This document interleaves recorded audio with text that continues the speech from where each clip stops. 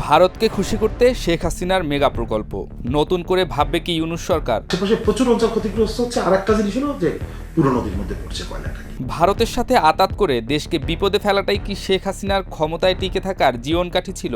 প্রশ্ন থাকলেও জবাব নেই। রামপাল তাপবিদ্যুৎ কেন্দ্র যে সুন্দরবন ও পার্শ্ববর্তীদের জীবন ধ্বংস করবে, বিষয়টি শুধুমাত্র আওয়ামী লীগের অন্ধভক্ত ছাড়া দেশের সকলেই বুঝতে পেরেছিলেন। আমরা মনে করি হয়তো বিষাক্ত কোনো পয়জন আছে, যার পরিপ্রেক্ষিতে এই অবস্থা আমাদের দেখা দিচ্ছে। বর্তমানে সবজি কেন কোনো ফসলই হচ্ছে না। বিএনপি চেয়ারপারসন বেগম খালেদা জিয়া 2016 সালের আগস্টে সংবাদ সম্মেলন করে রামপাল বিদ্যুৎ কেন্দ্রের নেতিবাচক প্রভাব পরিবেশ, অর্থনীতি এবং সর্বোপরি সুন্দরবনের উপর কতটা পড়তে পারে তার একটি চিত্র তুলে ধরেছিলেন। বিদ্যুৎ উৎপাদনের অনেক বিকল্প আছে, বিদ্যুৎ কেন্দ্র স্থাপনের স্থানেরও অনেক বিকল্প আছে, কিন্তু সুন্দরবনের কোনো বিকল্প নেই। কাজেই সুন্দরবনকে নিশ্চিত ধ্বংসের মুখে ফেলে দেওয়ার হঠকারী, অযৌক্তিক ও লাভজনক রামপালের সকল কয়লা বিদ্যুৎ প্রকল্প বাতিল করার জন্য আমরা সরকারের প্রতি জোর দাবি জানাচ্ছি।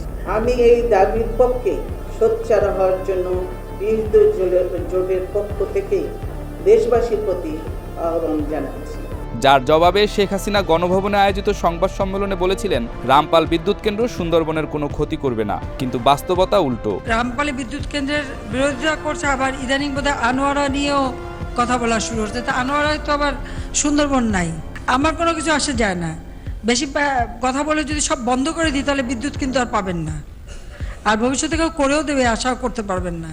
কাজে ওই সবাইকে অন্ধকারে থাকতে হবে। আর আরও যদি বলেন যে কটা পাওয়ার প্ল্যান্ট করেছে সবগুলি বন্ধ করে দিই। ইতোমধ্যেই স্থানীয় জেলেদের রুটি রুজি পুরোপুরি ধ্বংস হয়ে গেছে। এই বায়ু দূষণিত হয়ে এখন এই জায়গায় কোনো দুটো লোক খাটিয়ে কোনো মাছ পোনা হচ্ছে না। দেখেন না, এই যে ট্রলারগুলো সব ডাঙ্গায় উঠানো। এখন সেই নাকি অন্য কোনো কাজে আমরা যোগ দিয়ে নাকি চেষ্টা করছি, খাবো কি? এখন নদীতে গেলেই 1 লিটার তেল হচ্ছে 120 টাকা 30 টাকা, দুটো লোকের বেতন আসে 1000 টাকা। কোনো উপায় নেই, নদীতে গেলে মাছ পাই না। পিডিবি ও পিজিসিবির দেয়া তথ্য মতে পিক সিজনে প্রতিদিন বাংলাদেশের বিদ্যুতের চাহিদা 13 থেকে 17 হাজার মেগাওয়াট। শেখ হাসিনার খামখেয়ালিতে সুন্দরবনের কোল ঘেঁষে 1834 একর জমির উপর নির্মিত রামপাল তাপবিদ্যুৎ কেন্দ্রের উৎপাদন ক্ষমতা মাত্র 1320 মেগাওয়াট। এই সামান্য পরিমাণ বিদ্যুতের জন্য কেড়ে নেওয়া হয় মানুষের জীবিকা। পরিবেশের প্রতি ক্ষতিকর পলিথিনের প্রভাব অনুধাবনের পাশাপাশি সুন্দরবনের উপর বিদ্যুৎ কেন্দ্রের প্রভাব খতিয়ে দেখা সরকারের জন্য জরুরি বলেও মনে করছেন দেশের জনসাধারণ। কিন্তু এই 2-3 বছর এই যা নারকেল গাছ, এই যে গাছ, এই যে খেজুর গাছ মৃত্যুর সঙ্গে লড়তেছে এবং কি মারা যাচ্ছে। আর বিশেষ কথা হচ্ছে এই ফল ফলাদি আগে যা পাইতাম এখন টোটালি পাই না। আমরা নিজেরা তো খাওয়া, এখন দেখতেও পারি না। ভারতের ন্যাশনাল থার্মাল পাওয়ার কর্পোরেশনের সাথে বাংলাদেশ বিদ্যুৎ উন্নয়ন বোর্ডের এই আত্মঘাতী চুক্তি মূলত ব্যক্তি স্বার্থের নোংরা স্বীকৃতি বলে মন্তব্য করছেন বিশ্লেষকরা।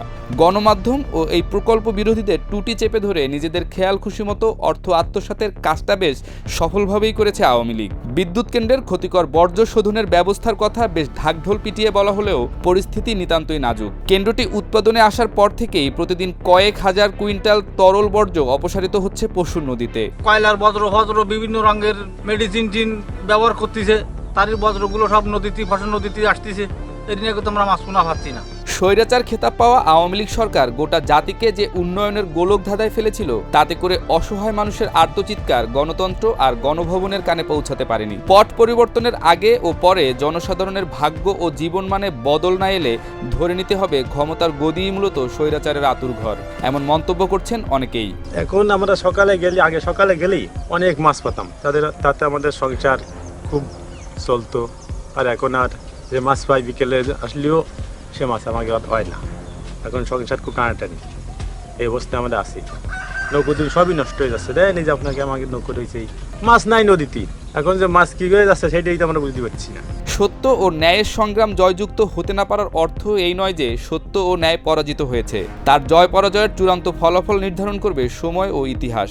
সুন্দরবনের গলার কাটা রামপাল বিদ্যুৎ কেন্দ্রকে যারা উন্নয়ন বলে প্রচার চালিয়েছে ভারতের নৈকট্য লাভের আশায়, তাদেরকে জাতীয় শত্রু হিসেবে আখ্যায়িত করা না হলে স্বৈরাচারের গর্ভে আরেক স্বৈরাচার জন্ম নেবে বলে ধারণা করছেন সচেতনরা।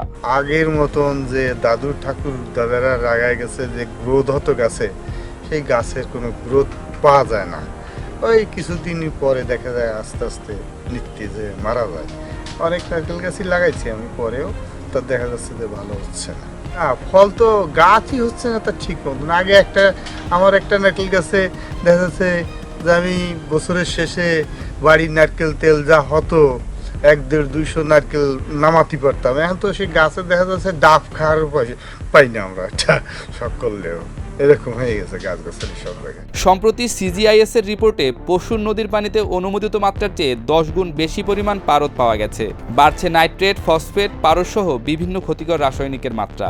সুন্দরবন বিনাশী রামপাল বিদ্যুৎ কেন্দ্র এটি আমাদের প্রাণ বৈচিত্র্য, জীব বৈচিত্র্য মারাত্মকভাবে ক্ষতি করছে। পাশাপাশি সুন্দরবনের তো ক্ষতি করছে, এই পশুর নদীতে মাছ পাওয়া যাচ্ছে না, ইলিশ মাছ ধরা পড়ছে না। জেলেরা তাদের অভিযোগ তারা মাছ পাচ্ছে না পশুর নদীতে।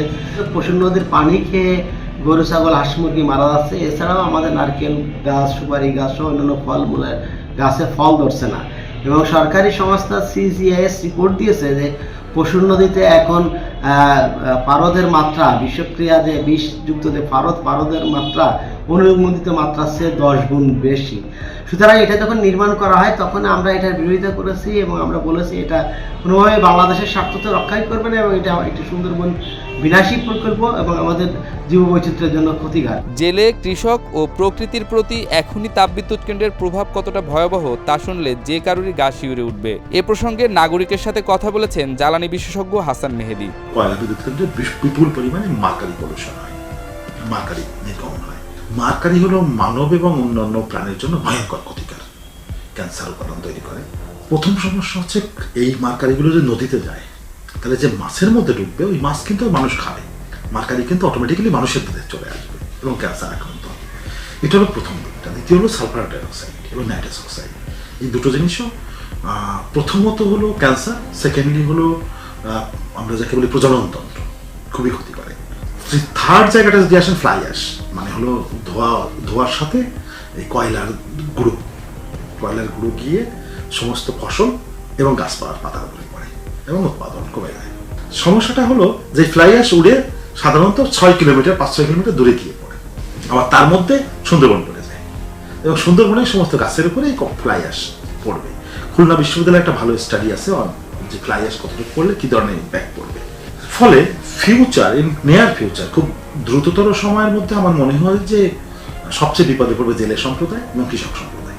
এবং সেটা মোকাবেলার জন্য যে ইটিপি করার কথা ছিল, ইফ্লুয়েন্ট ট্রিটমেন্ট প্ল্যান্ট বা শোধনাগার, বর্জ্য শোধনাগার, সেটা 3 বছর হয়ে গেছে বিদ্যুৎ কেন্দ্র চালু হয়েছে, কিন্তু কোনো বর্জ্য শোধনাগার তৈরি করা হয়নি। ভারতের মনোরঞ্জনে সুন্দরবন, নদী, কৃষি ও জনজীবন বিপর্যস্ত করাটাই কি আওয়ামী লীগের উন্নয়ন? এমন প্রশ্নই ঘুরছে ভুক্তভোগীদের মনে। এর দায় কার? এই যে কলা গাছ লাগাইছি এ বসছে না, এই যে লবণ মানে পানি গেছে দূষিত হয়ে গেছে। এই পানির কারণে এইগুলো ঠিক মতন হয় না। এখন আমরা তো উপায় নেই, খাতে তো হবে, যে কারণে চেষ্টা করে যাচ্ছি, ফসল হচ্ছে না।